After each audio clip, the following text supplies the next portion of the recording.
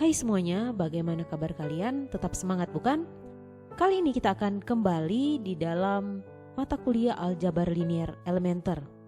Kita akan belajar mengenai fungsi determinan. Fungsi determinan merupakan fungsi dari suatu variabel matriks dengan nilai real yang mengasosiasikan suatu bilangan real dengan suatu matriks bujur sangkar X. Jadi ingat di sini, matriks yang kita gunakan adalah matriks bujur sangkar atau matriks yang berukuran n kali n. Dan tidak untuk matriks yang berukuran m kali n atau bukan bujur sangkar. Pada bagian ini kita akan terlebih dahulu menerapkan bagaimana mencari fungsi determinan khususnya untuk matriks yang berukuran 2 kali 2 dan 3 kali 3. Kalau ada yang masih mengingat, pada waktu lalu ketika kita belajar inverse matrix. Pada waktu kita belajar inverse matrix, pada teorema 1.4.5, inverse matrix dapat kita tentukan dengan bentuk seperti ini.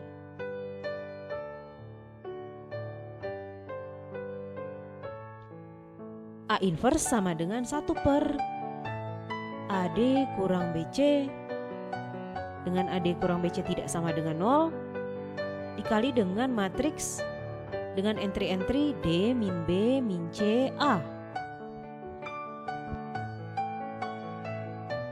AD kurang BC ini dengan syarat dia tidak bisa sama dengan 0, inilah yang disebut dengan determinan dari matriks A. Untuk matriks A yang ini dengan entry-entry A, B, C, D. Ingat dia matriks bujur sangkar 2 kali 2 di sini. Sebelum kita masuk lebih jauh mengenai bagaimana sih mencari determinan matriks, nah, terlebih dahulu ada beberapa definisi yang harus kita ketahui, khususnya berkaitan dengan permutasi. Masih ingat bukan apa yang dimaksud dengan permutasi? Nah, coba kalian perhatikan definisi berikut. Permutasi dari himpunan bilangan bulat atau integer 1, 2, dan seterusnya sampai n. Di sini diperhatikan himpunan bilangan bulat positif adalah susunan-susunan integer-integer ini menurut suatu aturan tanpa adanya penghilangan atau pengulangan. Harus kalian perhatikan di sini bahwa permutasi itu dia memperhatikan urutan. Jadi 1, 2, 3 berbeda dengan 3, 2, 1. 1, 2, 3 berbeda dengan 3, 1, 2.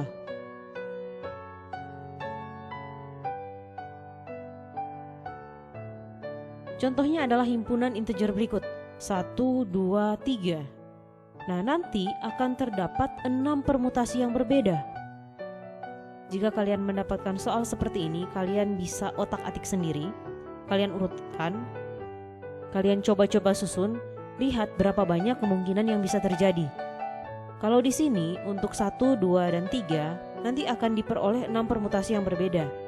1, 2, 3, 1, 3, 2, 2, 1, 3, 2, 3, 1, 3, 1, 2, 3, 2, 1. Akan tetapi, ketika kita menggunakan cara tersebut untuk yang berukuran lebih besar dari ini, nantinya kita akan mendapatkan kesusahan. Oleh sebab itu, untuk mempermudahnya kita dapat menggunakan banyak cara. Salah satu caranya adalah dengan menggunakan pohon permutasi atau permutation tree. Nanti akan dilihat lebih jelas di dalam contoh berikutnya, yaitu contoh 2. Nah, kalau yang tadi itu hanya 3 bilangan. Nah, sekarang terdapat 4 bilangan, 1, 2, 3, dan 4. Dengan menggunakan pohon permutasi kita bisa buat dia menjadi seperti ini. Nanti kalau kita menggunakan pohon permutasi, kita akan dapat dengan mudah menentukan susunan apa saja sih yang bisa untuk 4 himpunan integer 1, 2, 3, sama 4. Nah, di sini terdapat 24 susunan yang bisa tercipta dari 4 integer 1, 2, 3, dan 4. Jadi di sini kalau kita perhatikan, kita buat dulu. Oh, yang paling atasnya 1, 2, 3, kemudian 4. Nah, kita lihat cabang-cabangnya kayak gimana. Untuk 1, setelah 1 bisa terjadi ini. Bisa 2, bisa 3, atau 4. Setelah 2 bisa saja 1, 3, atau 4, dan seterusnya. Nanti kita lihat apa saja yang bisa terjadi. Oh, setelah 2 bisa 2. Setelah 2 bisa 3 atau 4. Setelah 3 pasti 4, bukan? Setelah 4 pasti 3. Dan seterusnya. Itu adalah cara dengan menggunakan pohon permutasi. Sedangkan untuk menentukan dia ada berapa banyak sih susunan yang bisa terjadi, kita bisa menggunakan bentuk ini, n faktorial. Harap dicari untuk pengertian faktorial ini ya. Nah, ini untuk yang tadi, untuk jika terdapat 4 bilangan 1, 2, 3, dan 4. Di sini ada sebanyak 24 banyaknya cara. Ini listnya.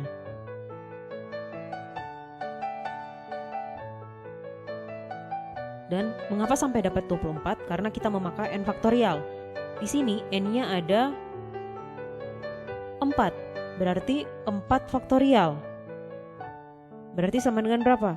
4 kali 3 kali 2 kali 1. Hasilnya adalah 24. Oke, seterusnya kita akan menyatakan permutasi umum dari himpunan 1, 2, dan seterusnya sampai n sebagai J1, J2, sampai Jn. Di sini J1 adalah integer pertama dari permutasi, J2 adalah integer kedua, dan seterusnya. Selanjutnya inversi atau pembalikan dalam suatu permutasi. Bagaimana sih sebenarnya inversi atau pembalikan itu? Nah, inversi itu jika integer yang lebih besar mendahului yang lebih kecil. Kemudian jumlah total inversi yang terjadi dalam permutasi dapat diperoleh sebagai berikut. Yang pertama, tentukan banyaknya integer yang lebih kecil dari J1 dan yang mengikuti J1 dalam permutasi. Berikutnya, tentukan banyaknya integer yang lebih kecil dari J2 dan yang mengikuti J2 dalam permutasi. Dan seterusnya sampai Jn-1. Jumlah dari bilangan-bilangan ini yang merupakan total banyaknya inversi dalam permutasi. Agar lebih mengerti, coba perhatikan contoh berikut. Contoh berikut, menghitung inversi. Kita perhatikan contoh A. Di situ ada bilangan 6, 1, 3, 4, 5, 2. Jadi ini 6. Kita perhatikan bilangan-bilangan yang ini.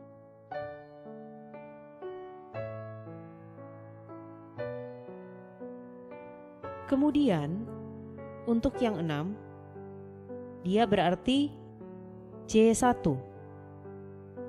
Untuk 6 kita lihat ada berapa banyak integer yang lebih kecil dari 6. Dan yang mengikuti 6 ini dalam permutasi. Yang lebih kecil dari 6 di sini ada berapa? 1, 3, 4, 5, 2. Dia ada berapa?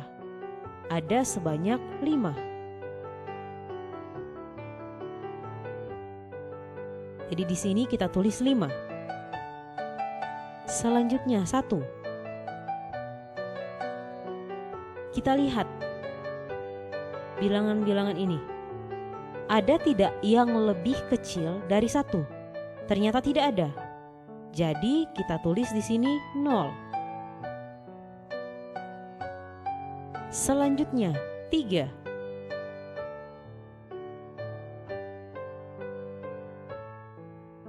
Kita lihat bilangan-bilangan yang mengikutinya 4, 5, dan 2. Ada berapa bilangan yang lebih kecil dari 3? 2. Berarti di sini kita tulis 1. Kemudian 4. Kita lihat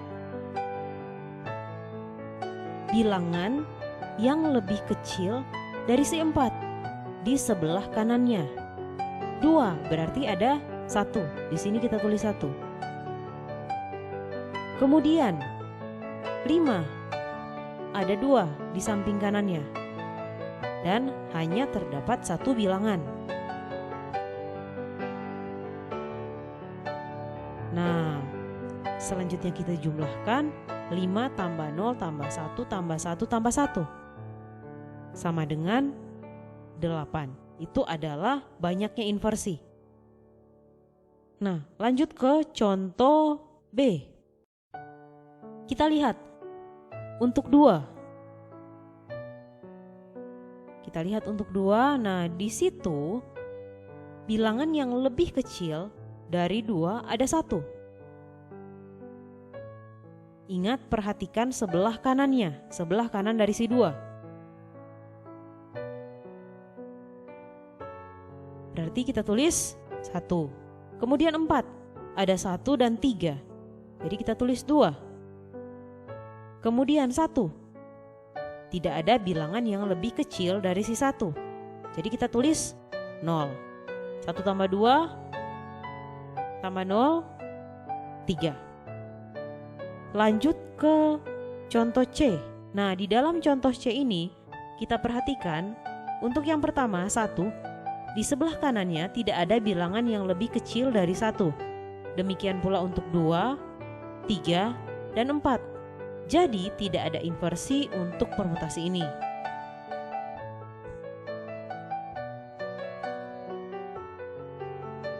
Definisi selanjutnya, suatu permutasi dikatakan genap atau even jika total banyaknya inversi adalah integer genap, dan dikatakan ganjil atau odd jika total banyaknya inversi adalah integer ganjil.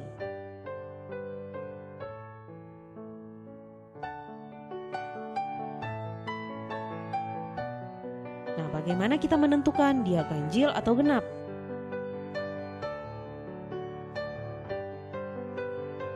Ini ada permutasi 1, 2, dan 3. Banyaknya inversi kalau kita hitung berapa? 0. 0 berarti dia masuk klasifikasi genap. 1, 3, 2. Nanti kalau kalian hitung akan diperoleh nilai 1 untuk banyaknya inversinya. Sehingga kita klasifikasikan dia dengan ganjil. Demikian pula untuk 2, 1, 3. Ganjil. 2, 3, 1 genap. Berikutnya 2 genap, 3 ganjil. Lantas apa kaitannya sama determinan? Nah, nanti kita akan lihat ya. Perhatikan definisi ini dengan seksama.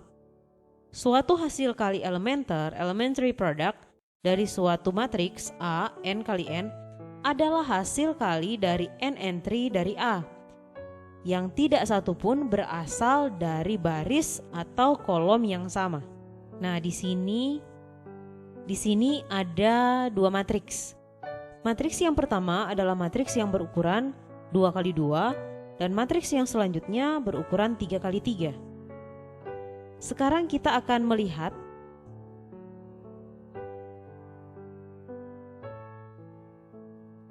hasil kali yang mungkin. Ya.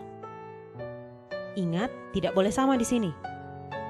Yang mungkin terjadi untuk matriks yang pertama adalah A11 dikalikan dengan A22 dan A12 dikalikan dengan A21.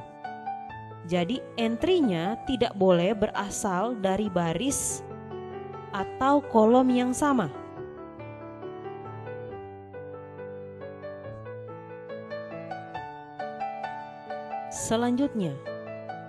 Selanjutnya untuk matriks yang berukuran 3 kali 3 nanti kita akan memperoleh ini.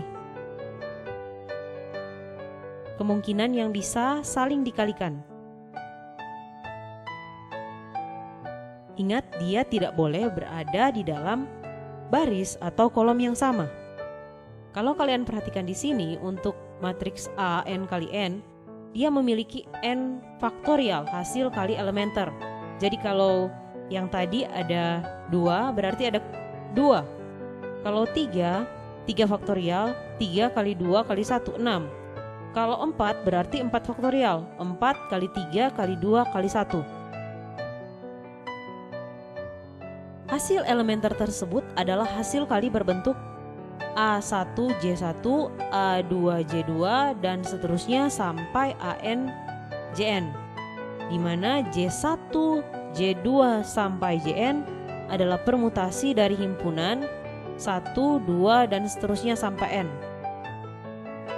Kemudian hasil kali elementer bertanda dari A, sign elementary product from A, adalah hasil kali elementer A1J1, A2J2 sampai seterusnya sampai ANJN dikalikan dengan plus 1 atau minus 1. Kita menggunakan tanda plus jika J1, J2 dan seterusnya sampai Jn adalah permutasi genap, dan tanda negatif jika J1, J2 dan seterusnya sampai Jn adalah permutasi ganjil. Nah, sekarang coba kalian perhatikan. A11, A22. Dia ganjil atau genap?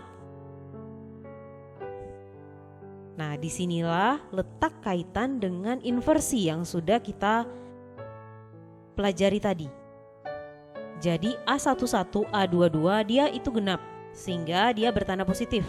Sedangkan A12, A21 itu ganjil, sehingga dia bertanda negatif. Sekarang kita perhatikan untuk yang matriks 3x3. Permutasi yang berkaitan 1, 2, 3. Nanti ketika kita mencari inversinya, kita akan memperoleh nilai apa? Kita akan memperoleh kategori atau klasifikasinya sebagai genap. 132 ganjil, 213 ganjil, 231 genap, 312 genap, 321 ganjil. Kemudian tandanya genap positif, ganjil negatif. Definisi berikutnya. Misalkan A adalah suatu matriks bujur sangkar, n kali n. Fungsi determinan, determinant function, dinotasikan dengan det, dan kita mendefinisikan det A sebagai jumlah dari semua hasil kali elementer bertanda dari A. Angka determinan A disebut determinan dari A, determinant of A. Untuk penyimbolan, kadang-kadang determinan A ditulis seperti ini. Oleh sebab itu, saya mengharapkan agar kalian berhati-hati di dalam penulisan simbol matematika, karena kadangkala dia memiliki arti yang berbeda, tergantung di dalam konteks apa yang sedang kita bicarakan. Nah, sekarang bagaimana kita menentukan determinannya? Hasil kali yang tadi kita kemudian jumlahkan, sehingga diperoleh hasil seperti ini.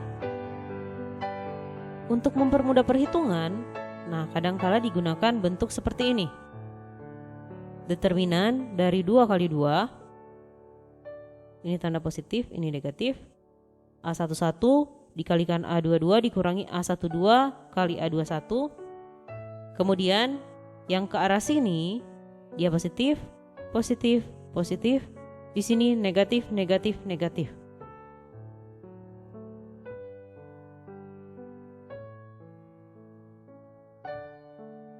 Nah, berikut adalah contoh di dalam melakukan perhitungan determinan. Untuk kasus yang pertama, determinan A sama dengan 3 kali negatif 2 dikurangi 1 kali 4 sama dengan negatif 10. Atau ingat, sering kali ditulis seperti ini. Determinan A, atau kadang langsung seperti ini. 3, 4, 1, negatif 2.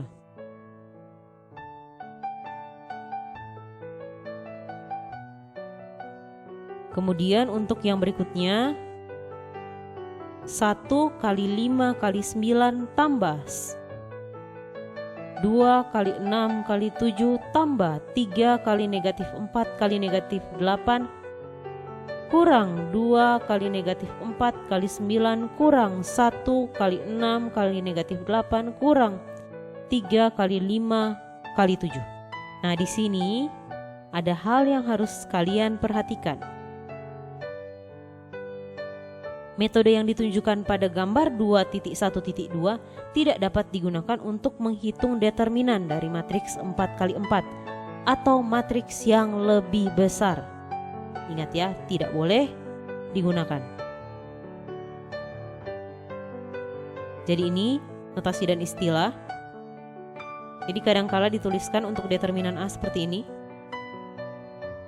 Kalau versi besarnya bisa dituliskan seperti ini atau langsung, jadi mirip tanda mutlak.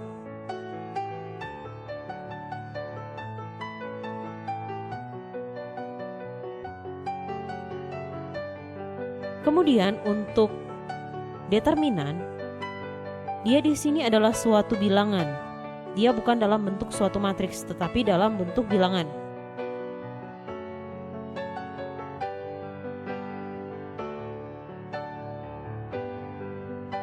Untuk determinan, kadangkala dia dapat dituliskan di dalam bentuk seperti ini.